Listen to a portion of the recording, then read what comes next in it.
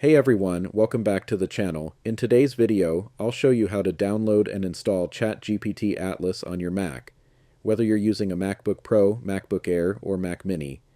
If you find this video helpful, don't forget to like and subscribe. It really helps support the channel. Alright, let's get into it. First, open your preferred web browser, Chrome, Safari, Brave, or whichever you use, and go to chatgpt.com/atlas. I'll also leave the link in the video description for you. Once you're on the site, click Download for macOS to get the installer. Save the file wherever you like. Most people use the Downloads folder.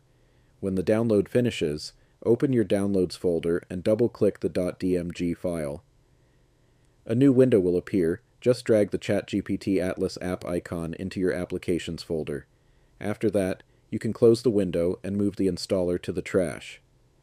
Now, open Finder, go to Applications, and launch ChatGPT Atlas.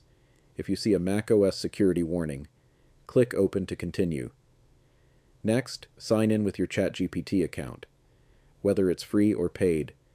During setup, Atlas may ask if you want to import bookmarks, history, or passwords from another browser like Chrome or Safari. If you want to keep your browsing data, choose Start Import. Otherwise, you can skip it. You might also see prompts for optional features like browser memories, which help Atlas remember your browsing context for smarter suggestions. You can turn this on or skip it, totally up to you. If you want to make ChatGPT Atlas your default web browser, open the Atlas app, click your profile icon in the top right corner, then go to Settings. From there, open the General section, click Set Default, and choose Use ChatGPT Atlas. And that's it. You now have ChatGPT Atlas fully installed on your Mac and ready to use.